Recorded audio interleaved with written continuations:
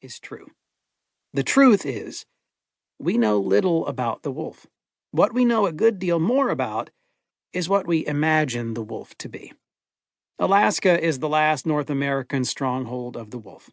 With Eskimos and Indians here, with field biologists working on wolf studies, with a suburban population in Fairbanks wary of wolves on winter nights, with environmentalists pushing for protection, there is a great mix of opinion.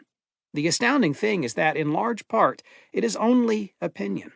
Even biologists acknowledge that there are things about wolves and wolf behavior you just have to guess at. Let's say there are 8,000 wolves in Alaska.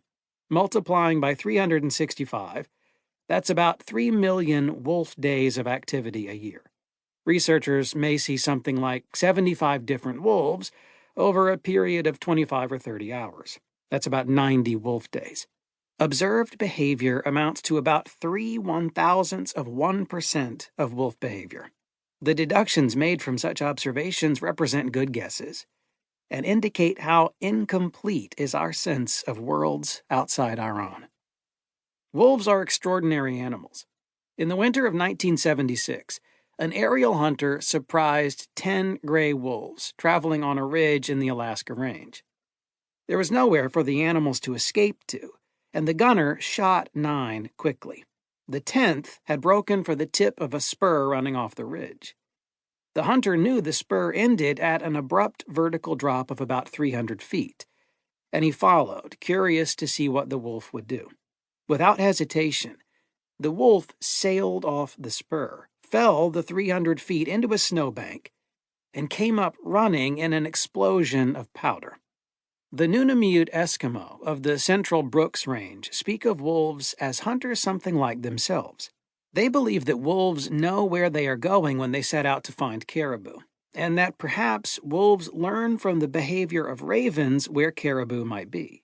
They believe certain wolves in a pack never kill, while others in the pack specialize in killing small game. Always, to requests for generalizations, they say that each wolf is a little different, that new things are always seen. If someone says big males always lead the pack and do the killing, the Eskimos shrug and say, maybe, sometimes. Wolves vary their hunting techniques, share food with the old who do not hunt, and give gifts to each other. They can live for a week without food and travel 20 miles without breaking stride. They have 3 systems of communication: vocal, postural, and olfactory. Their pelages range from slate blue to almost pure white, through chocolate brown, ochre, cinnamon, gray, and blonde. And like primates, they spend a good part of their time with their young and playing with each other.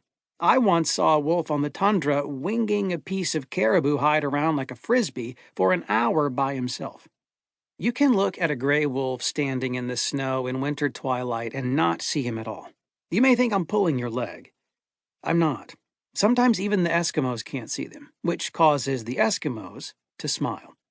Perhaps you already know some of these things, or have heard that wolves, especially in the time before the responsibility of hunting is upon them, chase through caribou herds for the fun of it.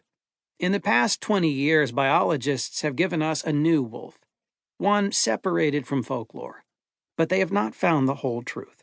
For example, wolves do not kill just the old, the weak, and the injured. They also kill animals in the prime of health. And they don't always kill just what they need. They sometimes kill in excess. And wolves kill each other. The reasons for these acts are not clear. No one, not biologists, not Eskimos, not backwoods hunters, not naturalist writers, knows why wolves do what they do. The wolf exerts a powerful influence on the human imagination. It takes your stare and turns it back on you. The Bella Coola Indians believed that someone once tried to change all the animals into men, but succeeded in making human only the eyes of the wolf. People suddenly want to explain the feelings that come over them when confronted with that stare. Their fear, their hatred, their respect, their curiosity. Wolf haters want to say they are born killers, which isn't true. Wolf lovers want to say no healthy wolf ever killed anyone in North America, which isn't true either. They have killed Indians and Eskimos.